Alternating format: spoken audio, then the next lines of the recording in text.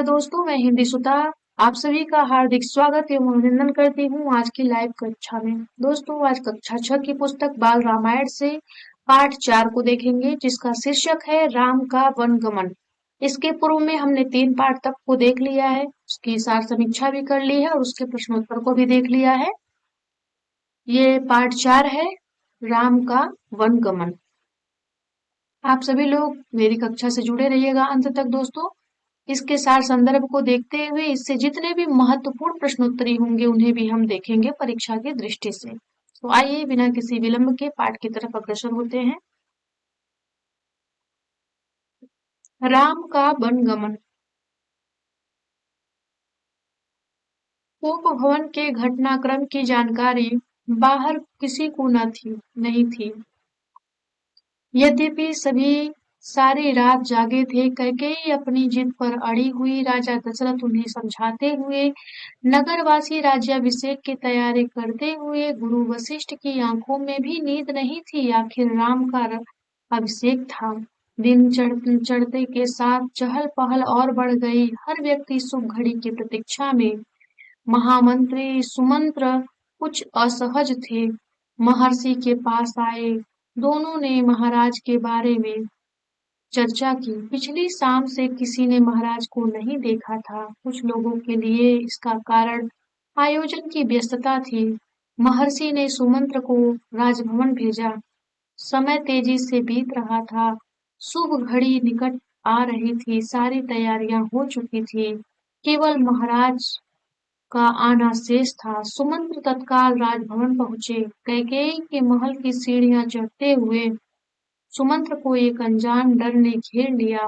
अंदर पहुंचे, देखा कि महाराजा पलंग पर पड़े हैं, बीमार, दीनहीन। सुमंत्र का मन भापते हुए कैकेयी ने कहा। दीनहीन में कौन सा समास है दोस्तों, आप लोग बताइएगा, कमेंट बॉक्स में टाइप करिएगा। सुमंत्र का मन भापते हुए कैकेयी ने कहा, चिंता की कोई बात नहीं मंत्रीवर। महाराज राज्याभिषेक के उत्साह में रात भर जागे हैं। वे बाहर निकलने से पूर्व राम से बात करना चाहते हैं। कैसी बात? सुमंत्र ने पूछा। मैं नहीं जानती, अपने मन की बात वे राम को ही बताएंगे। आप उन्हें बुला लाइए। दशरथ ने बहुत क्षीण स्वर में राम को बुलाने की आज्ञा दी। सुमंत्र के मन में कई तरह की आशंकाएं थी, पर वे उन्हें टालते रहे। राम के निवास के बाहर भारी भीड़ थी। लक्ष्मण भी वहीं थे। भवन को सजाया गया था। उसकी चमक दमक देखने योग्य थी। सुमंत्र को देखकर कोलाहल बढ़ गया। लोगों के लिए यह एक संकेत था राज्याभिषेक के लिए राम को आमंत्रित करने का। सुमंत्र ने कहा, राजकुमार, महाराज ने आपको बुलाया है, आप मेरे साथ चलें। कुछ ही पल में राम वहां पहुंच गए। लक्ष्मण साथ थे। दोनों भाई विस्मित थे। वे राजसी वस्त्रों में थे, सजे धजे। लोग जय जयकार करने लगे।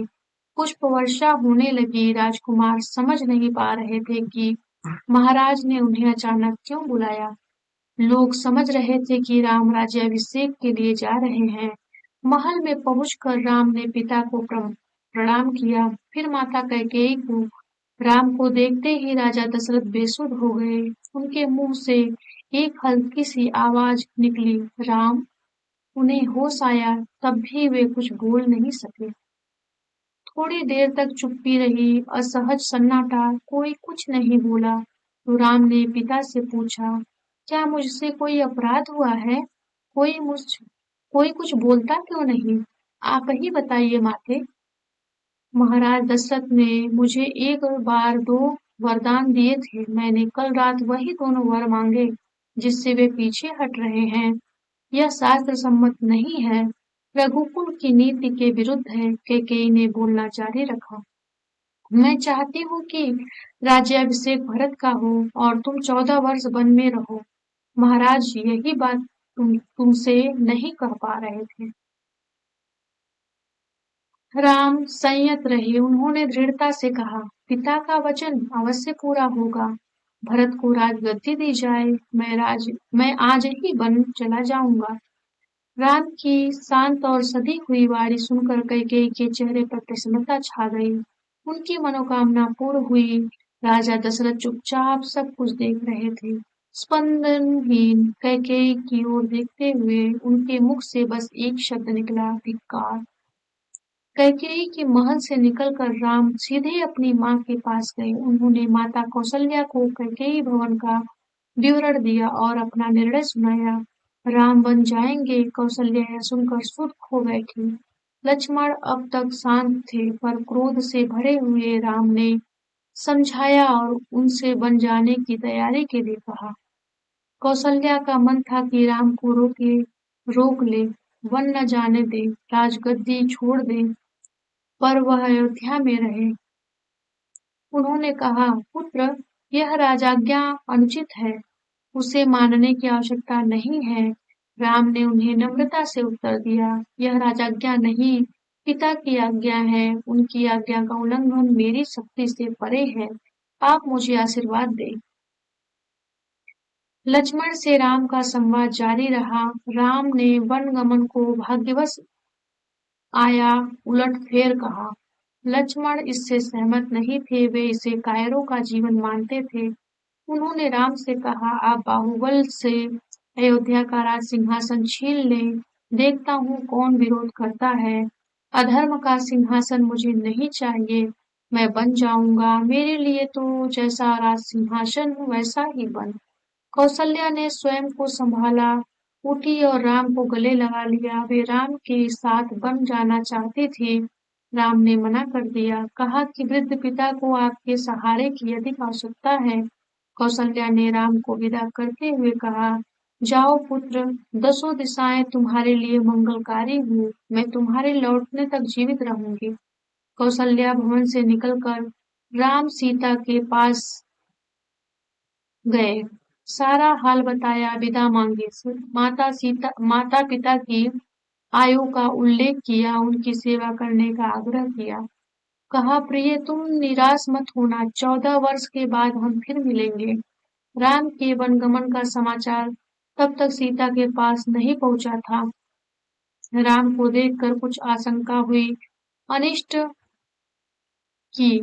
राम ने विदा मांगी तो सीता व्याकुल हो गई, क्रोधित भी हुई, निर्णय पर प्रतिवाद किया। राम नहीं माने तो सीता ने उनके साथ जंगल जाने का प्रस्ताव रखा। सीता ने कहा, मेरे पिता का आदेश है कि मैं छाया की तरह हमेशा आपके साथ रहूं। अंततः राम को उनकी बात माननी पड़ी।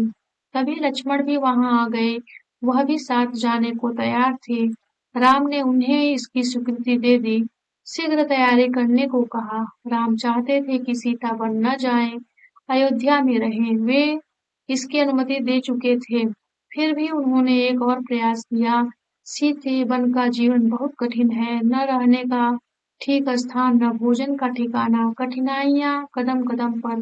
तुम महलों में पली हो, ऐसा जीवन कैसे जी सकोगी? सीता ने उत्तर नहीं दिया, मुस्कुरा दी। उन्हें पता था कि राम अपने दिए वचन से पलट नहीं सकते।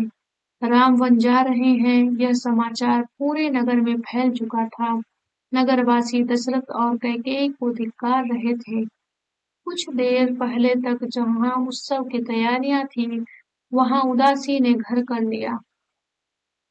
सड़कें गीली थी लोगों के आंसुओं से। सबकी इच्छा थी कि राम सीता बन न जाएं। वे उन्हें रोकना चाहते थे, पर बेबस थे। राम, सीता और लक्ष्मण जंगल जाने से पहले पिता का आशीर्वाद लेने गए।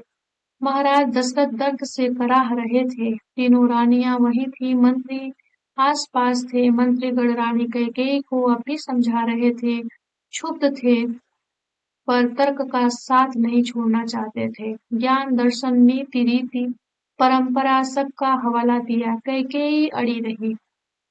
राम ने कक्ष में प्रवेश किया तो दशरथ में जीवन का संचार हुआ।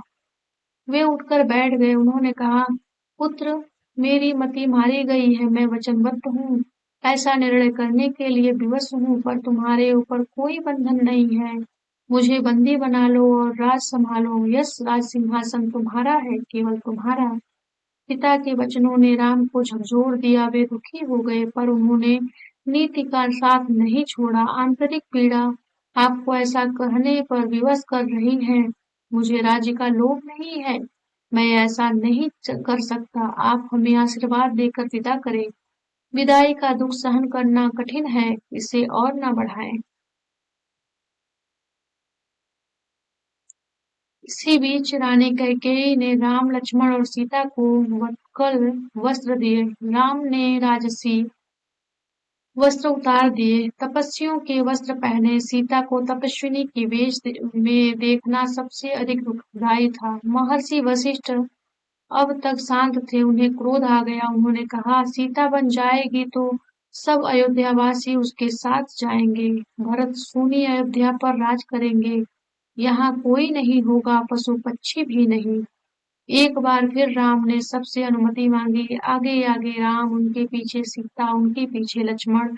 महल के भी ठीक बाहर मंत्री सुमंत्र रथ लेकर खड़े थे। रथ पर चढ़कर राम ने कहा, महामंत्री रथ तेज चलाएं। नगरवासी रथ के पीछे दौड़े। राजा दशरथ और माता कौशल्या भी पीछे पीछे गए। सब रो रहे थे। सबकी आंखों में आंसू आंसू थे। पुरुष, महिलाएं, बूढ़े, जवान, बच्चे मीलों तक नंगे पांव दौड़ते रहे।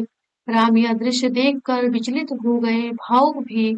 उनसे यह देखा नहीं जा रहा था। उन्होंने सुमंत्र से रथ को और गति से हाँकने को कहा, ताकि लोग हार जाएं, थक कर पीछे छूट जाएं, घर लौट जाएं।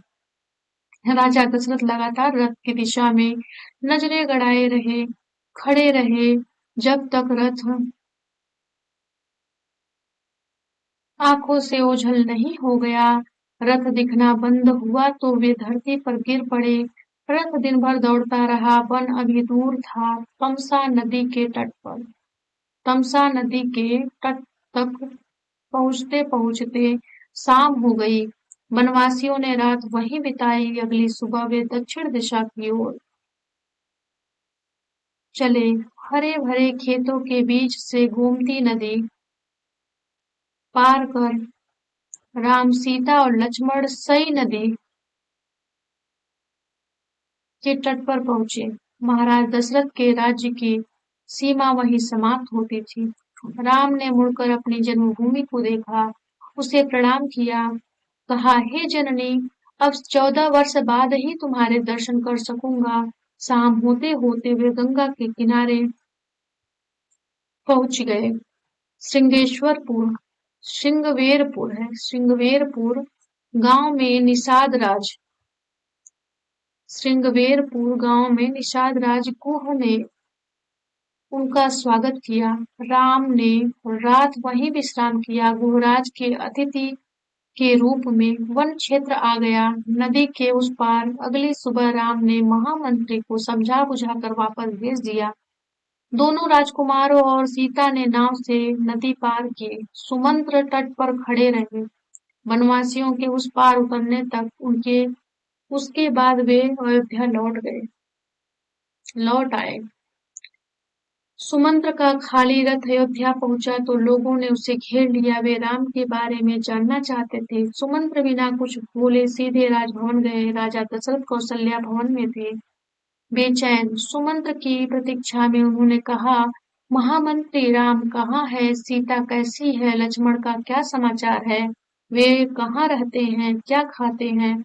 सुमंत्र की आंखों में आंसू थे। उन्होंने एक एक कर महाराज के सभी प्रश्नों का उत्तर दिया।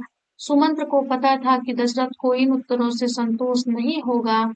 महाराज की बेचैनी बनी रही, बढ़ती गई। वन गमन के छठे दिन वनगमन के छठे दिन दशरथ ने प्राण त्याग दिए। राम का वियोग उनसे सहा नहीं गया। दूसरे दिन महर्षि वशिष्ठ ने मंत्रि परिषद से चर्चा की। सबकी राय थी कि राजगद्दी खाली नहीं रहनी चाहिए। तय हुआ कि भरत को तत्काल अयोध्या बुलाया जाए। घुड़सवार दूत रवाना किए गए। इस निर्देश के साथ ही उन्हें अयोध्या की घटनाओं के संबंध में मौन रहना है। तो इन्हीं के साथ जो है यह पाठ भी समाप्त हो जाता है। यहाँ पे हम देख लेते हैं कि राम का वनगमन हो गया है। राम जो है चले जाते हैं। और राजा दशरथ के मंत्री का क्या नाम था? तो सुमंत्र नाम था। क्या नाम था? सुमंत्र। राजा दशरथ के मंत्री का क्या नाम था? तो सुमंत्र नाम था। और ये ध्यान रखिएगा कि जो राजा राम है वह तमसा नदी के तट पर कहाँ पहुंचते हैं? तो तमसा नदी के तट तक पहुंचते हैं और वहां पहुंचते पहुंचते उनको शाम हो जाती है। तो वह वनवासियों ने वहीं पे रात बिताई, अर्थात कि वहीं वो रात्रि में निवास करते हैं और दक्षिण दिशा की ओर फिर चले जाते हैं। फिर वहां से वो जो है गोमती नदी के पास जाते हैं। गोमती नदी को पार करके राम सीता और लक्ष्मण जो है सई नदी के तट पर पहुंचते हैं। तो ये ध्यान रखिएगा कि सई नदी के तट पर पहुंचते हैं गोमती नदी को पार करके। ये भी पूछ सकता है। और सई नदी के तट पर पहुंचते हैं महाराज दशरथ के राज्य की सीमा वहीं समाप्त होती है, अर्थात कि सई नदी के पास ही महाराज दशरथ की सीमा समाप्त हो जाती है। राम जो है वो 14 वर्ष के वनवास के लिए निकलते हैं और अपनी जननी को कहते हैं, जननी मतलब अर्थात कि उनकी जो भूमि है उसको कहते हैं कि हे जननी, अब 14 वर्ष बाद ही तुम्हारे दर्शन कर सकूंगा। तो यह कौन कहता है? तो राजा राम कहते हैं, अर्थात कि राम जी कहते हैं।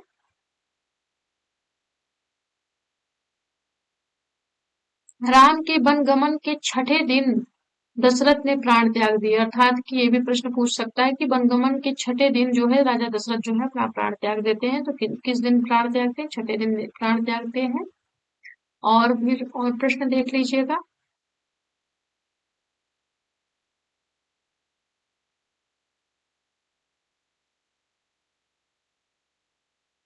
हम्म कैकेयी ने राम लक्ष्मण और सीता को वत्कल वस्त्र दिए। तो किसने राम सीता लक्ष्मण को वत्कल वस्त्र दिया? तो कैकेयी ने दिया था। ये भी प्रश्न इंपॉर्टेंट है, महत्वपूर्ण है। राम ने सीता को बहुत समझाने का प्रयास किया लेकिन सीता ने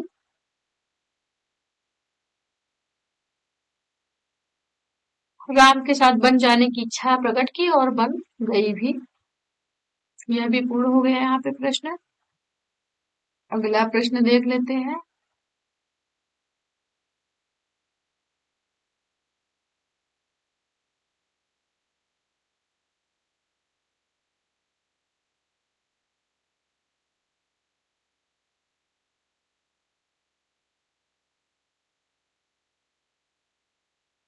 तो यही दोस्तों, इससे जितने भी महत्वपूर्ण प्रश्न थे हमने आपको स्पष्ट कर दिया। अब इसमें जो है हमने आपसे पूछा था दीनहीन में कौन सा समास है, तो आप लोग जो अवश्य बताइएगा कमेंट बॉक्स में। इसी के साथ दोस्तों जो ये राम का वनगमन है यह अध्याय यहाँ पूर्ण होता है।